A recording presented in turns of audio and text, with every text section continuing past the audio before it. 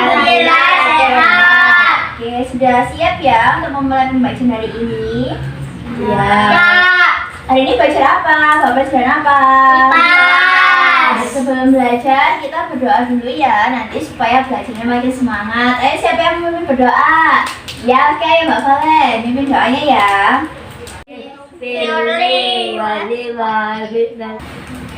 Oke anak-anak, ada yang tahu kita hari ini mau belajar materi apa? IPAS. Oke, kemarin kan kita sudah belajar tentang hewan-hewan yang di sekitar kita. Nah, sekarang kita hari ini mau belajar tentang mengenali siklus pada makhluk hidup. Kenapa sih kok kucing itu bisa punya anak? Kenapa hewan yang lain itu harus melahirkan keturunan, dan itu disebut sebagai perkembang biakan. Ada yang tahu kenapa hewan itu berkembang biak? Ayo, ada yang tahu nggak? Enggak. Kalau gitu sekarang ibu mau kasih tahu, tapi lewat video. Anak-anak memperhatikan videonya ya, nanti disimak bersama-sama nanti. Nah, ini kenapa makhluk hidup berkembang biak? Jawabannya adalah makhluk hidup akan mengalami sedikit keturunan atau mengalami kepunahan. Yang dimaksud dengan kepunahan itu adalah sudah tidak ada lagi keturunan pada makhluk hidup itu. Jadi jumlah yang ada di dunia hewan itu akan semakin sedikit jika makhluk hidup itu tidak berkembang biak. Maka dari itu makhluk hidup harus berkembang biak supaya apa? Supaya tidak mengalami kepunahan. Ini namanya siklus pada makhluk hidup.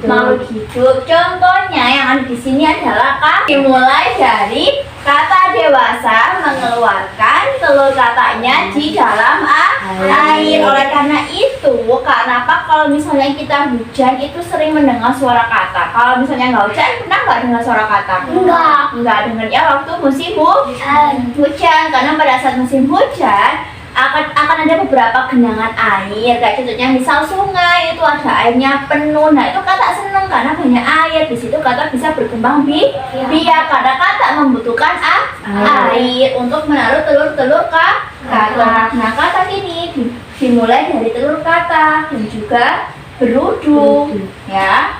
Siklus kata yang demikian disebut juga sebagai metamorfosis sempurna.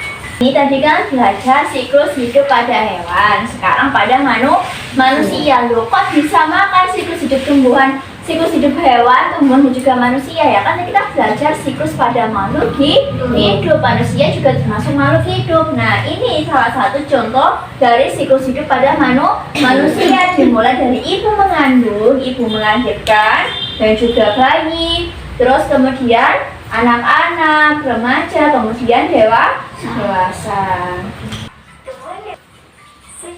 Oke anak-anak, tadi gimana? Sudah lihat kan videonya? Kenapa makhluk hidup itu berkembang biak? Ada yang tahu kenapa makhluk hidup itu berkembang biak?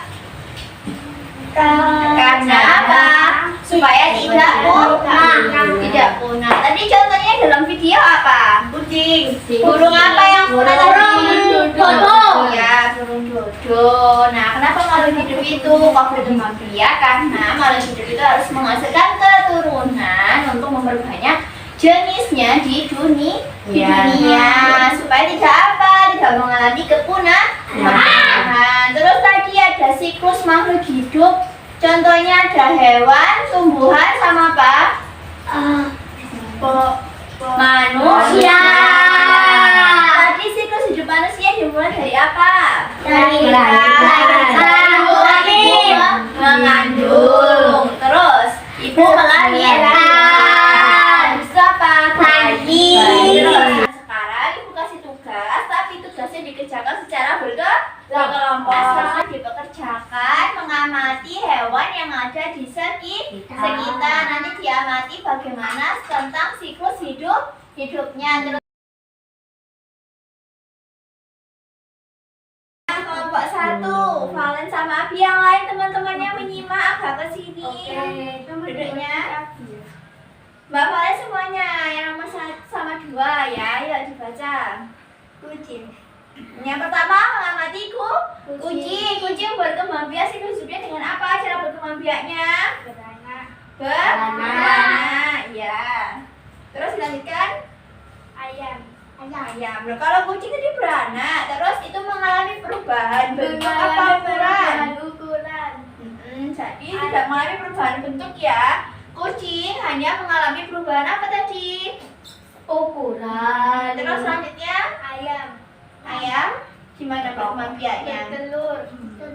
Telur Mengalami perubahan bentuk. mengalami perubahan bentuk ya. Oke, tepuk tangan buat kelompok 1. Ayo kembali duduk selanjutnya anak-anak. Sampai jumpa di minggu depan ya. Semangat belajarnya. Dan wassalamualaikum warahmatullahi wabarakatuh. Waalaikumsalam warahmatullahi Dadah dulu. wabarakatuh.